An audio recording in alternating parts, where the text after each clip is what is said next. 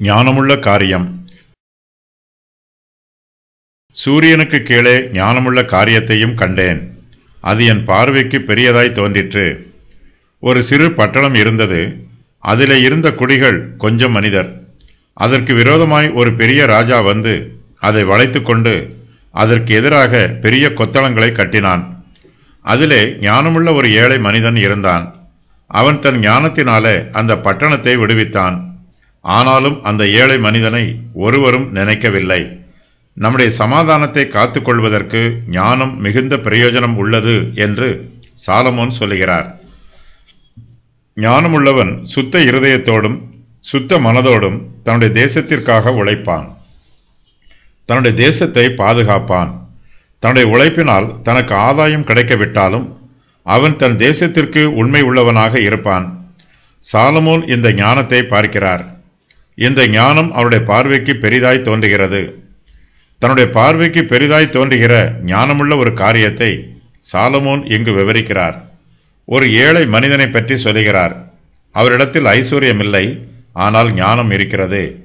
தன்னுடைய பட்டணத்தின் ஜனங்களுக்கு ஆபத்து வந்தபோது ஞானமுள்ள இந்த ஏழை மனிதன் தன் ஞானத்தினாலே அந்த பட்டணத்தை விடுவிக்கிறான். இந்த பட்டணமும் பெரிய பட்டணம் அல்ல, இது சிறிய பட்டணம்தான். இந்த பட்டணத்தில் அநேக குடிகளும் இல்லை. அதில் இருந்த குடிகள் கொஞ்சம் மனிதர்தான். பட்டணம் சிறியதாய் இருந்தாலும் அதிலே இருந்த குடிகள் கொஞ்சம் மனிதராய் இருந்தாலும் அந்த பட்டணத்திற்கும் ஒரு ஆபத்து வருகிறது. இந்த சிறிய பட்டணத்திற்கு விரோதமாக பெரிய ராஜா வருகிறான். இந்த பட்டணத்தில் உள்ள குடிகளால் இந்த பெரிய ராஜாவுக்கு எதிர்த்து நிற்க முடியாது. ராஜாவோ அந்த பட்டணத்தை வளைந்து கொண்டு அதற்கு எதிராக பெரிய கொத்தளங்களை கட்டுகிறான். பலமுள்ளவனுக்கு ஜெயம் கிடைக்கும். பெரிய ராஜாவுக்கு ஜெயம் உறுதியாயிற்று. சிறிய பட்டணத்தில் உள்ள மனிதர்கள் தங்கள் ஜீவனை காப்பாற்ற தோற்று ஓடிப்போகும் நிலைமையில் இருக்கிறார்கள். யுத்தத்தில் வெற்றி பலத்தினாலோ பராக்கிரமத்தினாலோ உண்டாவதில்லை, ஞானத்தினால் உண்டாகிறது. ஞானமே யுத்தத்தின் வெற்றியை தீர்மானம் பண்ணுகிறது. இந்த சிறிய பட்டணத்தில் கொஞ்சம் மனிதர்கள் இருந்தாலும் அந்த மனிதர்களுக்குள்ளும் ஞானமுள்ள ஒரு மனிதன் இருக்கிறான். இவனிடத்தில் யுத்தம் பண்ணுகிற வல்லமை இல்லை, சரீர பராக்கிரமம் இல்லை, ஆனாலும் இவனிடத்தில் ஞானம் உள்ளது. இவன் ஒரு ஏழை. இந்த பட்டணத்தில் இவனால் நன்மை உண்டாகும் என்று யாரும் எதிர்பார்க்கவில்லை. இவனுக்கு அதிகாரமும் இல்லை. ஞானமுள்ள இந்த மனிதன் ஏழையாக இருந்தாலும் தன்னுடைய ஞானத்தினால் இந்த பட்டணத்தை பெரிய ராஜாவின் கையில் இருந்து விடுவிக்கிறான்.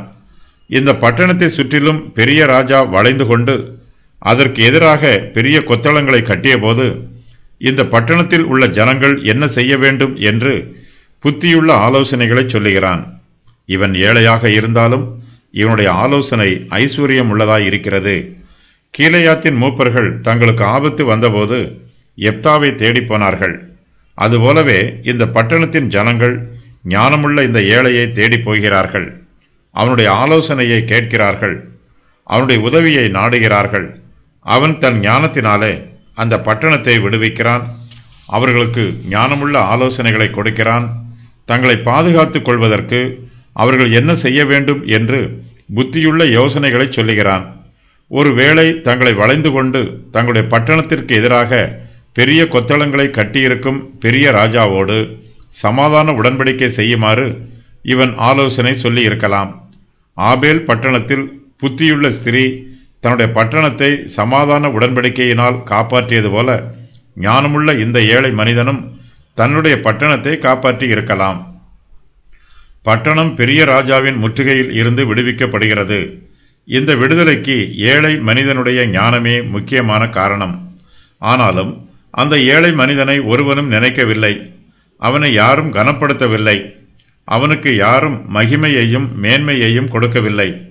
அவன் இதற்கு முன்பு இருந்தது போலவே இப்போதும் ஏழையாகவே இருக்கிறான். இதற்கு முன்பு தான் செய்த தொழிலையே இப்போதும் செய்கிறான். அவனுக்கு விசேஷித்த மேன்மை எதுவும் உண்டாகவில்லை. அவனுடைய ஞானத்தினால் ஜனங்கள் பிரயோஜனமடைந்திருக்கிறார்கள். ஆனால் அவர்களால் அந்த மனிதனுக்கு ஒரு பிரயோஜனமும் உண்டாகவில்லை. அவன் செய்த உதவியை கூட ஒருவரும் நினைக்கவில்லை.